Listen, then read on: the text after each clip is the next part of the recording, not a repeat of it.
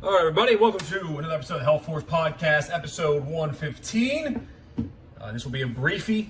I'm going to talk about Facebook Live, what we're doing there, what I'm doing there, and how you guys can get more value from both myself, our business, and information around health and fitness. So I had done a Facebook Live, I think last Friday. I plan on doing them probably every Thursday or Friday at 6 o'clock-ish is a good time for me. So we're probably looking at Thursday, 6 o'clock. What I'm looking to do, again, is to have another avenue to do storytelling.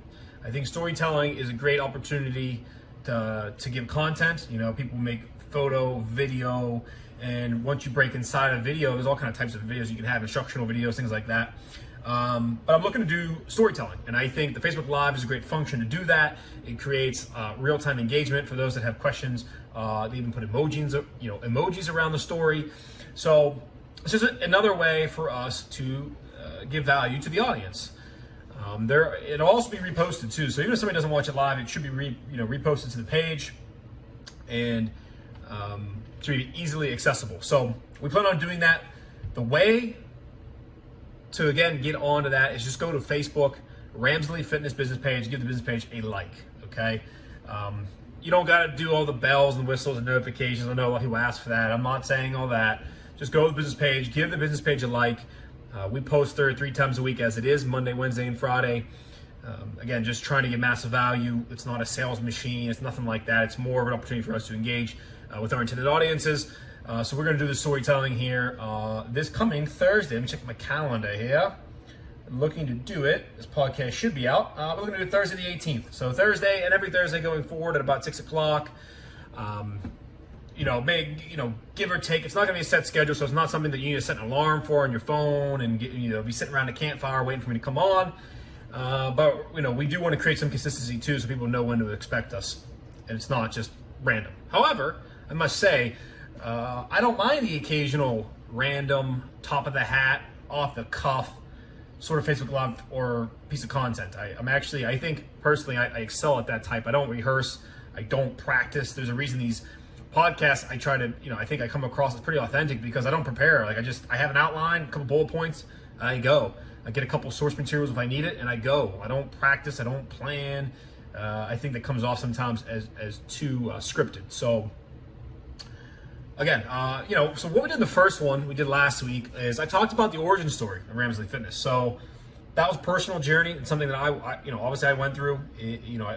I gave nice crisp details about, again, the reasons why I started the business. So to give you guys a couple of highlights, I had worked for an employer at the time. We were doing group style training, and the work I did lacked meaning, and meaning as in big context, as in life's purpose sort of meaning. Certainly I was there to guide exercise classes, and I thought I did a fairly good job of that in and of itself. Of course, you always have the occasional complainer about something, but that was pretty on the low end of things. I experienced great people, try to make the workouts both effective and fun at the same time. But what ended up happening is it became a chore to try, and honestly, it's not even a chore, it became an impossibility.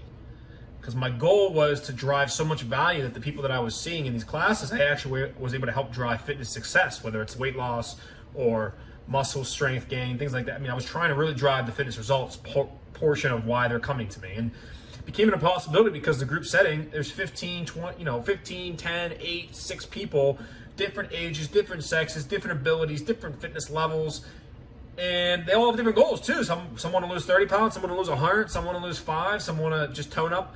So again, it's an impossibility to be one instructor with 45-minute block to try to hit all those things at once. And so that wore on me, wore on my character, my mindset, and it got to the point where it was just extremely frustrating because I was essentially working and not doing anything productive. I wasn't actually helping people.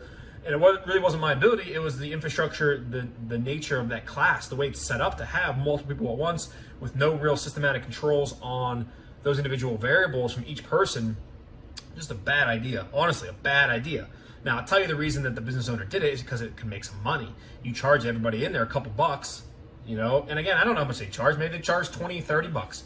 But let's say it was $10. You have 10 people in there, charge them $10, which is a very low cost of entry, $100 an hour that your facility is making, and you pay the trainer $15, $20. I mean, it's not that huge of a deal. So, and you have those multiple times through day, you're making pretty good money. And I think that's the number one motivation for people that do group training. And if that's your thing, cool, but like, be honest about it. You're not gonna be able to drive fitness results in equal proportion to your profitability. You're gonna make a lot more profit than you are being able to drive fitness results. And so for me as the employee, obviously I wasn't privy to the profitability. It wasn't like I had profit share or something. I mean, I got paid my hourly rate or my session rate, and I'm responsible for fitness results, and it just was an impossibility. So left that job, went to a corporate gym, and actually I want to backtrack real quick. The actual breaking of the camel's back, so to speak, or whatever, straw that broke the horse's back, the camel's back, whatever they say.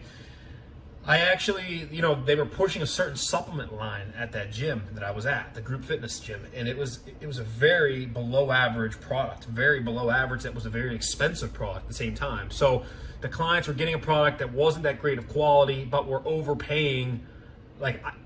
They're paying like $50 for a tub of protein. I could find a product easily accessible on the internet through bodybuilding.com or Amazon.com or GNC.com, spend $30, get more protein and a better quality protein. So that again created a scenario where now I've got to compromise my morals again to sell somebody something inferior when I know there's better stuff out there, and it's cost them more. And I remember being told essentially, don't worry, our clients are rich. They don't think like you, trying to get like the best deal. In addition to that, I'm the boss, do what I say. I don't need to explain anything to you. And actually it was, I don't need to explain any S to you. So that was enough for me. Got the hell out of there. Thank God I did. And I went to a corporate gym. Believe it or not, probably worse than the previous place. They're neck and neck there. And I remember going to the corporate gym, walking around, literally in charge of sales and tricking people, and people that were not interested. It wasn't like I had a sign up list of people that were like wanting to hear about personal training, and then I just talked about personal training. No, that'd be too easy. No, instead, I had to go walk around on the floor, stop random people with their earbuds in, and try to convince them to come to my table. Let's talk about personal training and how I can, how much you should buy. And then I, again, was told at that place by my superior, I was to not let them leave the table. If I got somebody back to my desk, I couldn't just say, okay, well, thanks for hearing me out. I'll see you around, No, it was keep them there at all costs and then call me in if you need me as backup. Again, horrible experiences. So that was the birth of my company. And, I obviously on Facebook Live, I gave more details than that. It was about 25 minutes, I think. So this here so far is only about 8 minutes. So, if you're interested in hearing more of that backstory and to get wrapped up into some storytelling, just go to the Facebook page.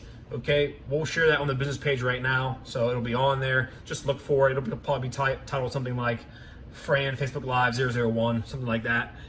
Just go check it out if you want to hear more details, because again, I think it's a very interesting story. Good details without blowing people's spot up, without telling, ratting people out and this business is bad, this one's good. But again, I didn't really bypass any of the great details from my perspective, from an individual perspective. So that's what I plan on doing, things like that going forward. A bunch of stories to tell in the business life and the fitness life. Some great stories, some not so great for me stories. But again, if somebody could take either value away, like if there's an entertainment capacity to that, it's like cool. If there's life lesson capacity in that, cool. If somebody learns a life lesson that I had to learn the hard way and they could learn it just from hearing me, like cool. Like I don't really have a set agenda for it, but I am trying to create a storytelling environment where, again, I hope just provide value in some way, shape, or form to people. So again, what you'll do, if this is something of interest, even that little sneak peek there, go to Ramsley Fitness on Facebook. It'll be the business page. You'll just click like. And then what will end up happening is when we go to do that live at Thursday evening, again, estimated 6 o'clock p.m., you'll probably get a notification on your phone. I think Facebook sends, when somebody goes live, they send that directly to your phone and say, oh, so-and-so's live. So you get the notification, you can just hop in and join. Again, I don't have a length of time. It's not gonna be crazy long, 15, 20, 25 minutes. I'll try to have a theme and a story for that day. If you guys have questions and comments, you just put them in there and I get those live and I can read through those and answer those questions. we'll definitely finish with Q&A. So if people put in, if there's 1 question, 7 questions at the end of my story, I will definitely answer those no matter what topic they're on.